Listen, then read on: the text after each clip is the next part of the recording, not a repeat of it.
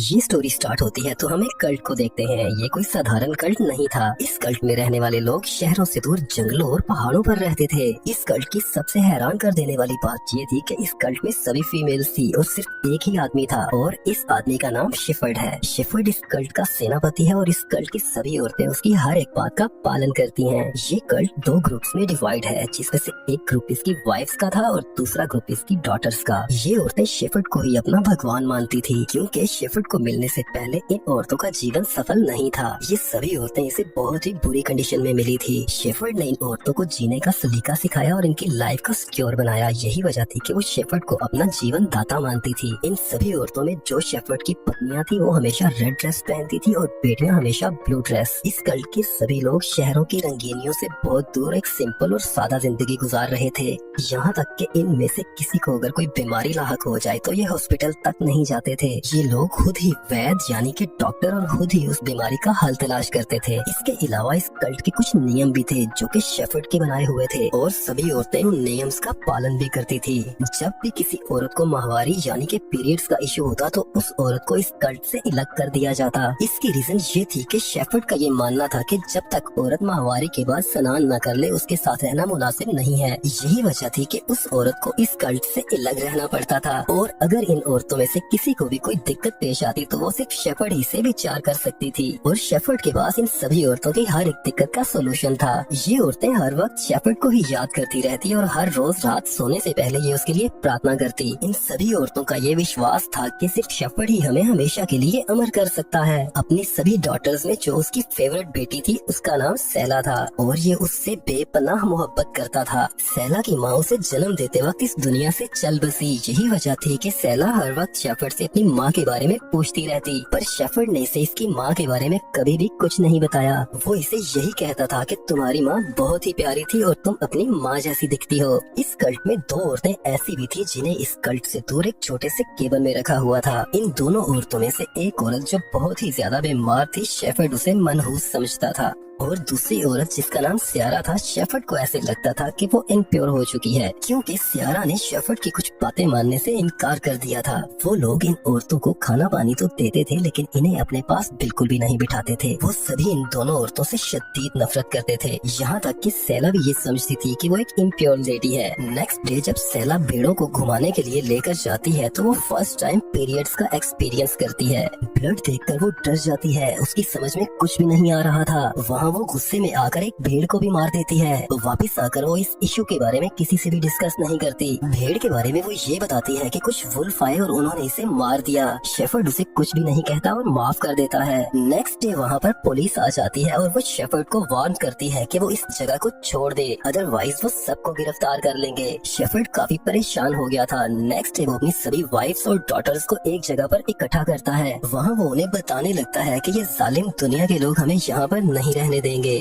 हमें अब ये जगह छोड़कर कहीं और जाना होगा और अपनी बाकी की लाइफ हमें वहाँ पर बितानी होगी। सैला को छोड़कर बाकी सभी औरतें काफी खुश दिख रही थी कि वो अब किसी न्यू प्लेस पर जाकर जिंदगी गुजारेंगी। नेक्स्ट डे वो सभी औरतें और शेफर्ड किसी न्यू प्लेस की तलाश में निकल पड़ते हैं। रात को वो आराम करते और दिन को वो अपना ट्रैवल जारी रखते। जब से सैला के साथ पीरियड्स वाला इश्यू हुआ था तब से उसे शेफर्ड के बारे में बहुत ही डरावने ख्वाब आने लगे थे। उसे ऐसा लगता था कि कहीं न कहीं कुछ तो गलत जरूर है। सफर के दौरान उन्हें रास्ते में एक पुराना सा खाली घर मिल जाता है। ये मौसम सर्दियों का था और बगैर छत के रहना तो बहुत ही मुश्किल था। इतनी ठंड होने के बावजूद भी शेफर्ड वहाँ रहने से इनकार कर देता है। वो उन्हें कहता है कि हम यहाँ नहीं रुक सकते, ये जालिम लोगों का घर है और हमें इन जैसा बिल्कुल भी नहीं बनना। अब ये लोग वहीं पर टेंट लगाकर रात गुजारते हैं। इन औरतों में से एक औरत को सैला के पीरियड्स के बारे में पता चल जाता है और ये बात वो सभी औरतों को बता देती है। जब शेफर्ड को इस बारे में पता चलता है तो वो सैला को उन दो औरतों के साथ रखता है, क्योंकि सैला भी अब इनप्योर हो चुकी थी।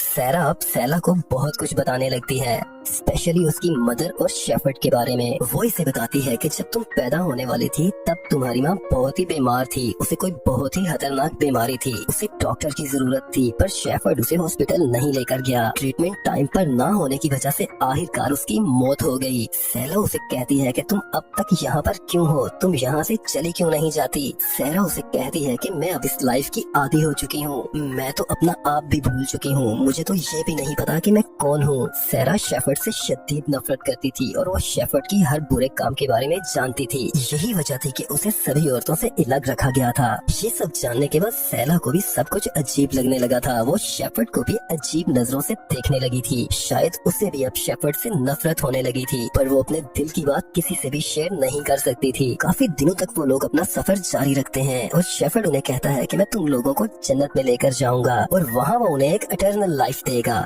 उन औरतों में एक औरत जिसका नाम एड्रियल था और वो प्रेग्नेंट थी। उसे ये समझ आ चुका था कि ये टाइम उसकी डिलीवरी का है। उसे बहुत तकलीफ हो रही थी। वो बहुत रोती है, बहुत चलाती है। अब बाकी औरतें उसकी हेल्प करने लगती हैं, पर बच्चा पैदा करने के बाद उस औरत की डेथ हो जाती है। इस औरत की मौत को लेकर सभी लोग बहुत ही ज्यादा गमगीन होते हैं, पर शेफर्ड को इससे बिल्कुल भी फर्क नहीं पड़ता और वहीं पर वो इसकी डेड बॉडी को जला देता है। ये सब देखकर सैला को काफी गुस्सा आता है। अब वो शेफर्ड के पास आती है और उसे इस सब का रिस्पॉन्सिबल ठहराती है। इस सब के बावजूद भी वो अपना सफर जारी रखते हैं। सैरा अब उस कल्ट का हिस्सा नहीं थी, वो उसे छोड़ चुकी थी। शेफर्ड का ये असूल था कि इस कल्ट में सिर्फ एक ही मर्द रहेगा, इसीलिए एड्रियल ने जिस बच्चे को जन्म दिया था वो लोग उसे वहीं छोड़कर वहाँ से चल पड़े थे, पर सायरा उस बच्चे के लिए वहीं पर रुक गई थी। सैरा सैला को वहाँ पर समझाती है कि तुम एक बहादुर लड़की हो और तुम्हें अपनी बहनों को भी समझाना है और उन्हें सिक्योर करना है। शेफर्ड उन लोगों को लेकर मुसलसल आगे बढ़ रहा था और ये लोग अब काफी थक चुके थे।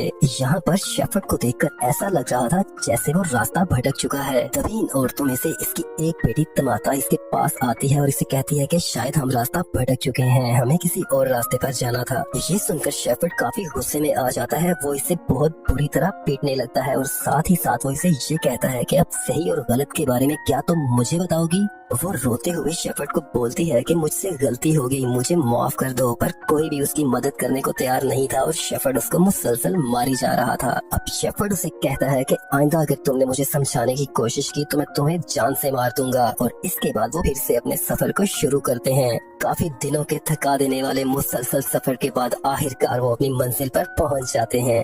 ये बहुत ही खूबसूरत एक वादी थी। शेफर्ड अब सभी औरतों को कहता है कि मैंने तुम लोगों से कहा था कि मैं तुम्हें जन्नत पे लेकर जा रहा हूँ, आज के बाद हम इसी जन्नत में रहेंगे। सभी औरतें काफी खुश दिख रही थी। वहाँ पर पास ही में एक झील थी। वहाँ पर शेफर्ड अपनी सारी बेटियों को पाक करने लगता है। शेफर्ड ने अपनी सभी बीवियों से प्रॉमिस किया था कि वो उन्हें एक इटर्नल लाइफ देगा, पर उन्हें ये नहीं पता था कि ये किस किस्म की इटर्नल लाइफ होगी। रात के पिछले पहर शेफर्ड सैला को अपने कैंप में बुलाता है। ये सब सैला को बहुत अजीब लगता है। रात के पिछले पहर शेफर्ड अपनी वाइफ को झील के पास लेकर जाता है और उन्हें एक एक करके पानी में डुबोकर मार देता है। सुबह के वक्त जब शेफर्ड की सारी बेटियां जाग जाती हैं तो वो देखती हैं कि उन सभी की माएं वहाँ पर मौजूद नहीं है। ये देखकर वो काफी डर जाती हैं और वो सारी शेफर्ड के पास जाती हैं। वो अभी तक उसी झील पर ही बैठा हुआ था और उनकी मदर्स के कपड़े भी वहाँ पर पड़े हुए थे। ये देखकर वो सभी रोने लगती हैं और वो शेफर्ड से पूछती हैं कि हमारी मदर्स कहाँ पर हैं। शेफर्ड उन्हें वहाँ पर कहता है कि मैं अपनी बीवियों को हमेशा की जिंदगी दे चुका हूँ।